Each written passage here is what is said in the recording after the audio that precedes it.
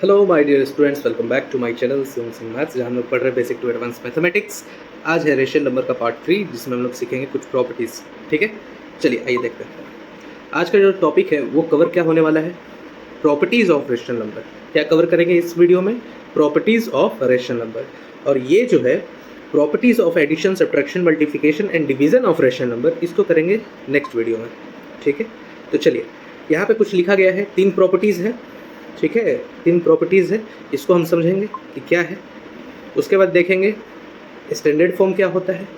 ठीक है, चलिए आइए तो स्टार्ट करते हैं। सबसे पहला प्रॉपर्टी जो है वो क्या कहता है, सबसे फर्स्ट प्रॉपर्टी जो है वो बोल रहा है if A upon B is a rational number and M is a non zero integer, then A upon B equal A into M upon B into M.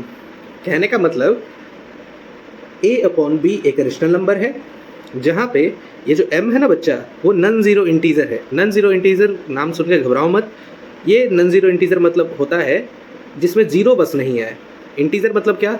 Zero के साथ पॉजिटिव भी और नेगेटिव भी, ये सब होता है इंटीजर। बट इसमें सिर्फ अगर जीरो हटा दिए तो ये हो जाएगा नॉन ज़ीरो इंटीजर। समझ गए अब क्या है नॉन ज़ीरो इंटीजर? हाँ, तो m का जो वैल्यू होना चाहिए वो नॉन ज़ीरो इंटीजर होना चाहिए। ठीक है, तो उसके बाद क्या होगा, जो रेशनल नंबर होगा ना उसमें हम कुछ मल्टीप्लाई करेंगे तो उसमें चेंज नहीं आएगा, उसको बोलेंगे हम इक्विवेलेंट रेशनल नंबर। चलिए तो इसको कुछ एग्जांपल से समझते हैं। ठीक है, पहले तो यहाँ पे मैं आपको करके दिखा दूँ।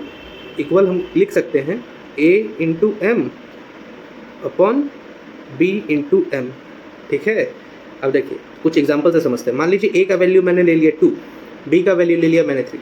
तो चलिए लिखें यहाँ पे 2/3। अच्छा, m कोई एक नॉन ज़ीरो इंटीजर ले लीजिए जिसमें बस ज़ीरो छोड़ के बाकी आपको जो लेना ले लीजिए। चलिए मैं ले लिया यहाँ पे 3।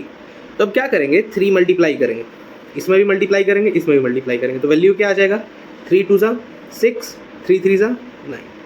समझ में आ गया आपको? क्लियर हुआ?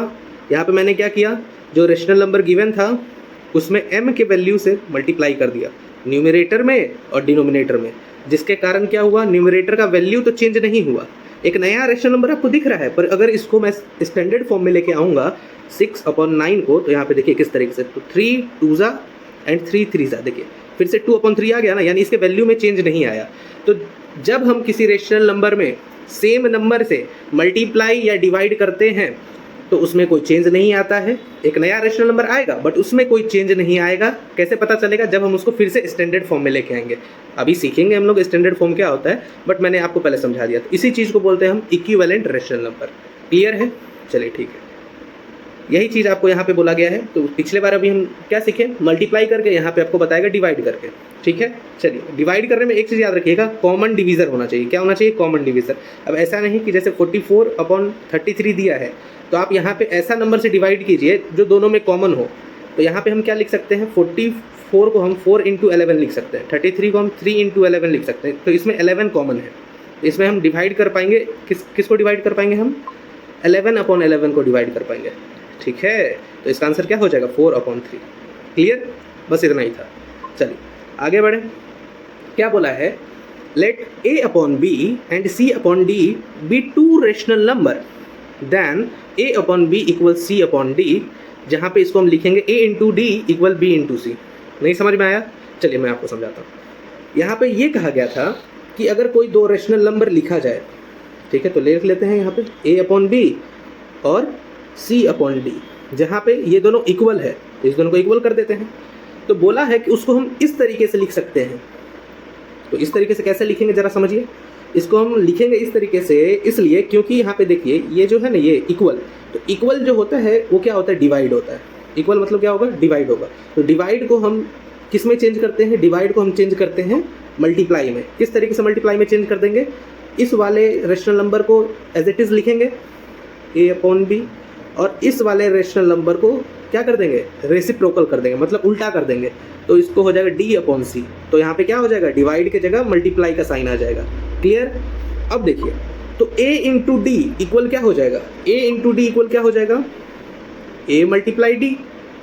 ठीक है, अच्छा, इक्वल b इंटू सी क्या हो जाएगा, तो हो जाएगा b इंटू सी। इस तरीके से लिख सकते हैं ना अब इसको। यहाँ पे क्या है a इंटू डी, तो यहाँ पे इस तरीके से लिख दिए a इंटू डी, यहाँ पे है b इंटू सी, तो इसको इस तरीके से लिख दिए b इंटू सी। तो यही चीज़ आपको कहा गया था, यहाँ पे समझ में आ गया होगा।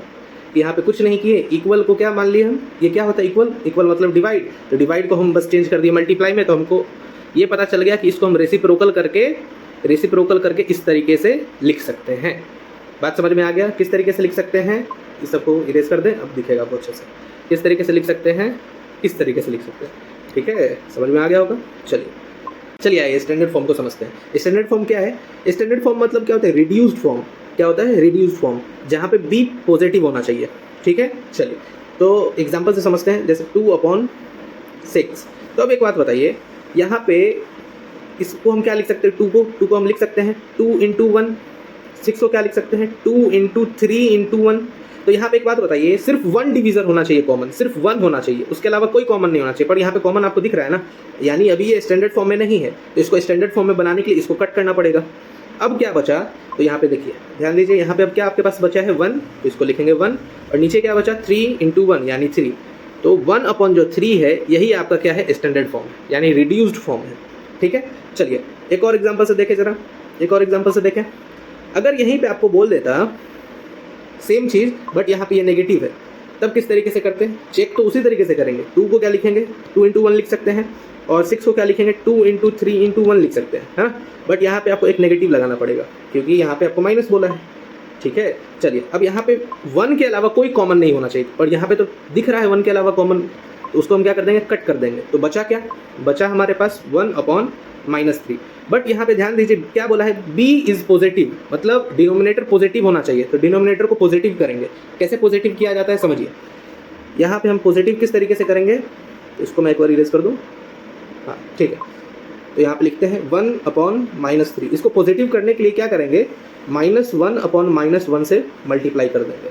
तो यहाँ पे -1/-1 से मल्टीप्लाई करने से ये होगा कि इस नंबर में कोई चेंज नहीं आएगा 1 से मल्टीप्लाई करेंगे तो। किसी भी नंबर में जब 1 से मल्टीप्लाई करते तो उस नंबर में कोई चेंज नहीं आता, ठीक है। और यहाँ पे क्या हो जाएगा, साइन चेंज हो जाएगा, साइन चेंज हो जाएगा। देखिए नेगेटिव इंटू नेगेटिव हो जाता है पॉजिटिव, ठीक है ना। तो यहाँ पे हमारा क्या मोटिव था, डिनोमिनेटर को पॉजिटिव बनाना, तो नेगेटिव ऑफ 1 से मैंने इसको मल्टीप्लाई कर दिया, ठीक है। तब यहाँ पे -3 इंटू -1 इक्वल क्या हो जाएगा 3, और पॉजिटिव यहाँ पे 1 है और नेगेटिव 1 है, तो यानी -1 हो जाएगा। तो -1/3 जो होगा वो होगा स्टैंडर्ड फॉर्म, ठीक है, समझ में आ गया। तो यहाँ पे हम क्या समझे, यहाँ पे हमने ये समझा कि स्टैंडर्ड फॉर्म में जब भी हम लिखेंगे तो डिनोमिनेटर जो है, डिनोमिनेटर क्या नहीं होना चाहिए, नेगेटिव नहीं होना चाहिए, ठीक है। और कैसे फॉर्म में होना चाहिए, रिड्यूस्ड फॉर्म में होना चाहिए, ठीक है, जिसमें 1 के अलावा कोई कॉमन फैक्टर नहीं दिखना चाहिए, कॉमन डिवीज़र नहीं दिखना चाहिए, ठीक है। इसी को हम बोलेंगे स्टैंडर्ड फॉर्म, ठीक है। चलिए आइए क्वेश्चन कर ले जरा। देखिए यहाँ पे आपको कुछ क्वेश्चन मैंने दिया है, question number 1, question number 2, question number 3 and question number 4। सब में से मैं आपको एक एक क्वेश्चन अभी बता देता हूँ, बाकी आप इसको कंप्लीट करके रखिएगा, ठीक है। चलिए फर्स्ट क्वेश्चन में क्या कहा गया है, express -3/5 as a rational number with denominator first 20, second -30, फिर 35 और 40। मतलब -3/5 को आपको चेंज करना है किस में, जिसमें डिनोमिनेटर पहले 20 हो जाए। तो चलिए चेंज करके एक दिखा दें हम आपको पहले। तो -3/5 जहाँ पे डिनोमिनेटर बनाना है 20, तो -3/5 जहाँ 5 का वैल्यू क्या हो जाना चाहिए 20। तब एक बात बताइए, अभी हमने सीखा था इक्विवेलेंट फ्रैक्शन, मतलब किसी नंबर से हम मल्टीप्लाई करेंगे न्यूमरेटर और डिनोमिनेटर में सेम नंबर से, तो उसके वैल्यू में चेंज नहीं होगा, ठीक है, बट वो एक नया रेशनल नंबर बन जाएगा। तो यहाँ पे हमें तो नया रेशनल नंबर ही बनाना है, जहाँ पे उसका क्या होना चाहिए, डिनोमिनेटर 20 होना चाहिए। तो एक बात बताइए, 5 में क्या मल्टीप्लाई करेंगे जो 20 हो जाए, तो 5 में मल्टीप्लाई करेंगे 4, तो ऊपर भी क्या मल्टीप्लाई करेंगे 4, तो 4 3 कितना हो जाएगा, 4 3 हो जाएगा हमारा यहाँ पे 12, 4 3 हो जाएगा 12। अच्छा यहाँ पे नेगेटिव है और यहाँ पे पॉजिटिव है, तो प्लस और माइनस आपस में मल्टीप्लाई होता है तो क्या होता है, नेगेटिव इंटू पॉजिटिव इक्वल हो जाता है नेगेटिव, ठीक है। तो यानी साइन यहाँ पे क्या हो जाएगा माइनस, यानी फर्स्ट वाले का जो आंसर है वो क्या है -12/20।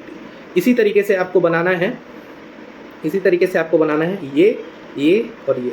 चलिए सेकंड क्वेश्चन को देखते हैं। सेकंड क्वेश्चन क्या कहा गया था, सेकंड क्वेश्चन को कहा गया है, सेकंड क्वेश्चन में कहा गया है कि बच्चा आप करके दिखा दीजिए मुझे -42/98 को डिनोमिनेटर बना के दिखाइए 7, ठीक है, -42/98 का डिनोमिनेटर बना के दिखाइए 7। आइए देखते हैं। तो यहाँ पे हमने लिख दिया -42 अपॉन क्या था, अपॉन 98 अपॉन 98, जहाँ पे हमें डिनोमिनेटर बनाना है 7, ठीक है। अब यहाँ पे हमने डिवाइड इसलिए लिखा क्योंकि देखिए बड़े नंबर में से छोटे नंबर को बनाना है, बड़े नंबर से छोटे नंबर को जब बनाना है तो हम डिवाइड करते हैं, ठीक है। और जब छोटे नंबर से बड़े नंबर में चेंज करना है तो मल्टीप्लाई करते हैं। तो यहाँ पे नंबर बड़ा था 98 और हमें बनाना है 7, तो यानी डिवाइड करना पड़ेगा, ठीक है।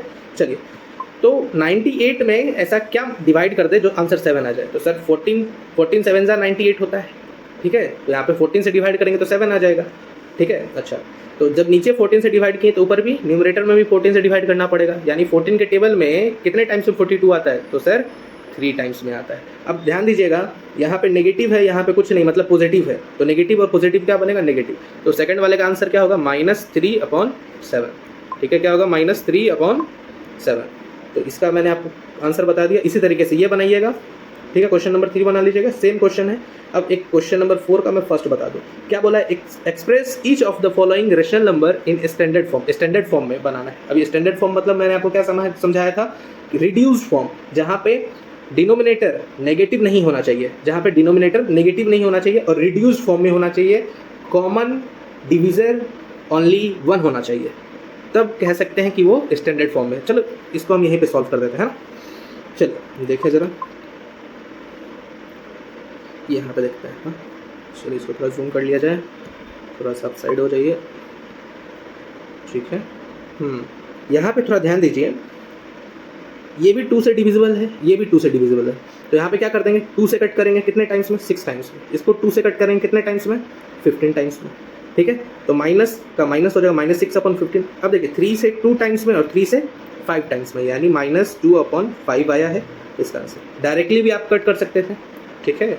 चलिए आइए इसको अब कर लिया जाए। तो इसमें आप क्या करके रखिएगा, इसमें बच्चा लोग आप करके रखिएगा इस क्वेश्चन को, ठीक है। इसको प्रैक्टिस करके रखिएगा। चलिए मिलते हैं नेक्स्ट वीडियो में। आज के लिए इतना ही काफ़ी है। धन्यवाद, थैंक यू।